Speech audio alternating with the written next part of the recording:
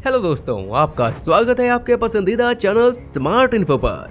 कल्पना कीजिए कि आप रात को शांति से टीवी देख रहे हैं, एकदम चिल कर रहे हैं और टीवी का प्रसारण अचानक से बाधित हो जाता है और एक इमरजेंसी मैसेज प्रसारित होने लगता है।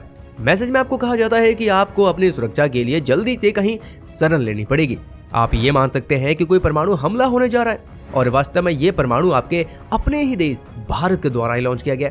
लेकिन नहीं, आज हम बात करेंगे यूनाइटेड स्टेट की, जिसने गलती से खुद पर ही परमाणु बम अपने पर ही गिरा दिया। क्यों, है ना चौंकाने वाली बात। लेकिन शुक्र कीजिए ऊपर वाले का कि एक बड़ा परमाणु विस्फोट होते होते रह गया।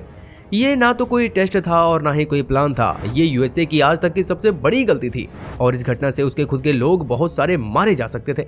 और जैसे रिसेंटली हम अभी देख ही रहे हैं कि यूक्रेन रसिया का वॉर चल रहा है, तब से लेकर आज तक रसिया ने कई बार परमाणु हमले की धमकी दी और ये सब देखकर अमेरिकन बार बार इस 1961 के किस्से को याद कर रहे हैं। जरा याद करो उस दिन को जब हमारे देश के सबसे बड़े bomber plane B-52 North Carolina में क्रैश हो गया था। इसमें बहुत सारे परमाणु हथियार थे।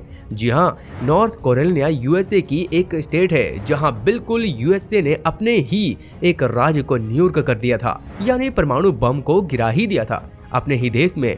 तो दोस्तों, आज हम बात करेंगे कि आखिरकार 1961 में ऐसा क्या हुआ था और ये घटना आज भी हमारे मानव जाति के लिए एक बड़ा लेसन क्यों बना हुआ है और हम यहाँ पर क्या सीख सकते हैं और कैसे हमारे आने वाले कल को सुरक्षित कर सकते हैं। तो दोस्तों, पूरी घटना को जानने के लिए हमारे साथ वीडियो के अंत तक जरूर बने रहिए। Welcome to smart info.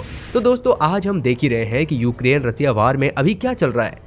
इस वार में बार बार परमाणु हमले की धमकी दी जा रही है और ये सब देखकर दुनिया भर के जो बहुत सारे देश हैं उन्होंने परमाणु हथियारों को इकट्ठा करना शुरू कर दिया है और हमारी पृथ्वी पर परमाणु हथियारों की संख्या बहुत तेजी से बढ़ रही है, क्योंकि हर देश को एक डर सताता है कि यूक्रेन के साथ जो हो रहा है भैया वो कहीं हमारे साथ ना हो जाए या फिर पड़ोसी देश के साथ ना होने लग जाए। इसलिए हमेशा हमें तैयार रहना चाहिए, चाहे वो रसिया हो, चाइना हो, यूके हो, पाकिस्तान हो या फिर हमारा भारत देश ही क्यों ना हो, सबने परमाणु हथियार बढ़ाना चालू कर दिया है। तो अब इस सिचुएशन को देख के सोचें कि आखिरकार 1961 में ऐसा क्या हुआ था जो आज के दौर में ये सारे अमेरिकी लोग याद कर रहे हैं और ये इतना ज्यादा खौफ में है। ये कहानी स्टार्ट कैसे होती है? 1945 से। जैसे कि आप सब जानते हैं कि 1945 में ही अमेरिका ने परमाणु बम बना लिया था और यूएसए के पास ये शक्ति आ गई थी और यूएसए ने इस ताकत का इस्तेमाल किया जापान पर और जापान के दो शहर हिरोशिमा और नागासाकी को खत्म कर दिया। लेकिन एक इंटरेस्टिंग बात देखिए कि सिर्फ 4 साल के बाद 1949 में यूएसएसआर ने भी परमाणु बम तैयार कर लिया था और यूएसएसआर के लिए ही ये इम्पोर्टेंट था क्योंकि परमाणु बम है तो भैया धमकी दे सकते थे यूएसए को कि अगर आपने जो जापान के साथ किया वो अगर हमारे साथ करोगे तो हम भी यहाँ पर अटैक कर देंगे। और दुनिया चली गई इस तरह से एक क्लाउड वॉर की तरफ, एक तरफ यूएसए और दूसरी तरफ यूएसएसआर। और एक इंटरेस्टिंग बात आपको बताएं, 1950 और 1960 का जो दौर था उस वक्त परमाणु बम मिसाइल से इतने डेवलप नहीं हुए थे और ना ही किसी के पास S-300 और S-400 जैसी मिसाइल थी। तो खुद को बचाना और सामने वाले को डराने का एक ही सिंपल सा रास्ता था कि एक भारी भरकम एयरक्राफ्ट बनाओ भैया और उसमें 5 से 6 परमाणु बम को कंटिन्यू डालकर आसमान में उड़ाते रहो। ऐसा यूएसए और यूएसएसआर ने किया बहुत ही लंबे समय तक।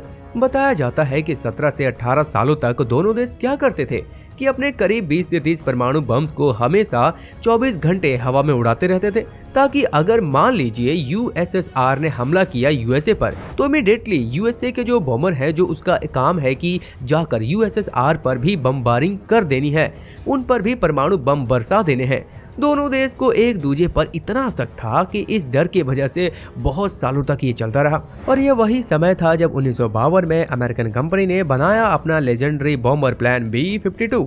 यहाँ पर आप इस वीडियो में देख रहे हैं अमेरिकन कंपनी का एक लेजेंडरी बॉम्बर प्लान B-52। इसको अमेरिकन मिलिट्री में काफ़ी बार वो भी कहा जाता है जिसका full form big ugly fat flow है। हालांकि कुछ रिपोर्ट्स ऐसा भी क्लेम करते हैं कि एक्चुअली जो फ्लो वर्ड है इसकी जगह एक अभद्र वर्ड यूज किया जाता था, क्योंकि B-52 दूर से आप अगर देखो तो काफ़ी यगली यानी भद्दा लगता था। इसके अलावा ये अपने साथ बहुत सारे परमाणु बम से लेकर निकलता था और इस पर काम करना बहुत ही ज़्यादा मुश्किल होता था क्योंकि उसके ऊपर लंबे समय तक फ्लाई करना होता था।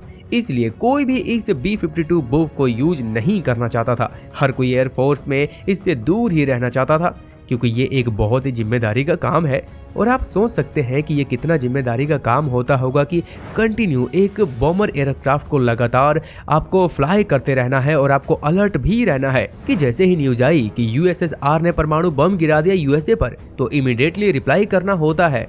तो इस वजह से B-52 बॉम्बर का क्रू बहुत ज़्यादा स्ट्रेस में रहता था और ये स्ट्रेस फाइनली अपना इम्पैक्ट भी दिखा रहा था। और इस वजह से बार बार देखा गया कि B-52 बॉम्बर क्रैश भी हो रहे थे। और इनमें से सबसे बड़ा क्रैश था 1962 में गोल्ड्सबोरो का। गोल्ड्सबोरो एक छोटी सी जगह है, USA की नॉर्थ कैरोलिना स्टेट की है। यहाँ पर 23 जनवरी 1962 में क्या हुआ कि एक B-52 बॉम्बर अपनी लंबी शिफ्ट के बाद और बहुत समय आसमान में उड़ने के बाद वापस लैंडिंग कर रहा था नॉर्थ कैरोलिना में। मगर अचानक से कुछ यहाँ पर टेक्निकल प्रॉब्लम आ गया और प्लेन क्रैश कर गया। एक्चुअली में प्लेन के 2 हिस्से तो हवा में ही हो गए, टूट के वो 2 हिस्सों में बदल गया।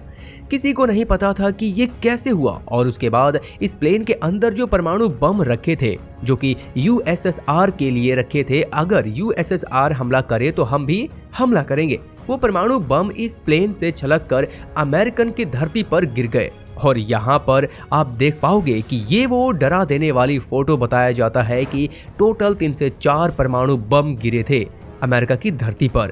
उनमें से एक परमाणु बम ऑलमोस्ट लगभग डेटोनेट हो गया था। एक परमाणु बम को डेटोनेट करने के लिए आपको 3 से 4 लॉक खोलना होता है। यहाँ पे 3 लॉक्स तो खुल ही चुके थे और आखिरी लॉक अभी खुला नहीं था। अगर यह भी खुल जाता तो अमेरिका खुद ही अपने परमाणु बम का शिकार हो जाता। और जब यह घटना हुई तो अमेरिका की गवर्नमेंट बिल्कुल ही यहाँ पर हरकत में आ गई और ये इंश्योर किया कि ये न्यूज़ बाहर लीक नहीं होनी चाहिए भैया, क्योंकि अगर ये न्यूज़ लीक हो गई तो अमेरिका की जनता का विश्वास जो है हमारी एयरफोर्स से कम हो जाएगा। और ऊपर से USSR वाले हमारा जो मजाक उड़ाएंगे वो अलग, और जो देश का मोरल नीचे काफ़ी हद तक गिर जाएगा वो अलग। तो देखा जाए तो तब से लेकर 2012 तक इस पूरी बात को सीक्रेट में रखा गया। और इसके बाद अमेरिका ने फाइनली ये बात कही कि हाँ बिल्कुल, अमेरिका ने एक बार खुद पर ही परमाणु बम गिरा दिया था। और जब से ये बात दुनिया के सामने आई है तब से नॉर्थ कैरोलिना की ये जगह एक टूरिस्ट अट्रैक्शन बन गया है कि लोग दूर दूर से यहाँ पर ये देखने आते हैं कि कैसे यहाँ पर एक परमाणु विस्फोट होने से बच गया। लेकिन बड़े बड़े साइंटिस्ट और एक्सपर्ट कहते हैं कि USA बहुत ही लकी कंट्री है कि परमाणु बम नॉर्थ कैरोलिना पर नहीं फटा, क्योंकि जिस स्पीड से ये बॉम्ब नीचे गिरा था संभावना बहुत ज़्यादा थी कि यहाँ पर एक परमाणु धमाका हो जाता या फिर रेडिएशन तो डेफिनेटली फैल ही सकता था। और कुछ US एक्सपर्ट ने तो ये क्लेम किया है कि अमेरिकन गवर्नमेंट ये सोचकर बैठ गई कि पहली बात तो भैया हम ये बात किसी को बताएंगे नहीं, और ऐसा भी क्लेम करेंगे कि USSR ने हमको बॉम्ब करने की कोशिश की थी मगर ये बॉम्ब कहीं दूर खेतों में गिर गए। मगर 1962 का ये किस्सा आज हमें क्या लेसन देता है, क्योंकि आज 2023 में व्लादिमीर पुतिन ने अपने परमाणु फोर्स को रख दिया है हाई अलर्ट पर। इसका मतलब ये है कि जैसे कोल्ड वॉर में रशियन और अमेरिकन बम्बार एयरक्राफ्ट जो आसमान में उड़ा रहे थे, वो फिर से रशियन बॉम्बर एयरक्राफ्ट परमाणु बॉम्ब को लेकर उड़ रहे हैं। और इसके बारे में कई रिपोर्ट्स पब्लिश हुए हैं कि इससे वापस से एक परमाणु दुर्घटना बनाने का डर बढ़ जाता है, क्योंकि देखा जाए तो 24 घंटे आसमान में घूमने वाले प्लेन कभी भी क्रैश हो सकते हैं। फिर चाहे वो बढ़िया से बढ़िया प्लेन क्यों ना हो, वो भी क्रैश हो सकते हैं और उसमें हमारा कोई कंट्रोल नहीं होगा। लेकिन डर इस बात का है कि अगर रशियन ने जो बॉम्बर उड़ा रखे हैं आसमान में, उन एयरक्राफ्ट में कोई दुर्घटना हुई और कोई परमाणु बम गिर गया और धरती पर विस्फोट हो गया, तब हम क्या करेंगे? हमारी मानव जाति का क्या होगा? तब कोई हमारी रक्षा नहीं कर पाएगा। डराने के लिए या धमकाने के लिए भी ये जो आसमान में बॉम्बर उड़ाए जा रहे हैं, अगर कोई दुर्घटना हुई तो हमें पृथ्वी पर बहुत ही बड़ा विनाश देखना पड़ेगा अगर हम जिंदा रहे तो। दोस्तों, कैसी लगी हमारी आज की इंटरेस्टिंग वीडियो हमें कमेंट करके जरूर बताइए। और भी ऐसी वीडियोस को देखने के लिए चैनल को सब्सक्राइब करिए, वीडियो पसंद आए तो वीडियो को लाइक करिए और इस वीडियो को और इस नॉलेज को अपने दोस्तों और सगे संबंधियों के साथ जरूर शेयर करें। तब तक के लिए वंदे मातरम, भारत माता की जय।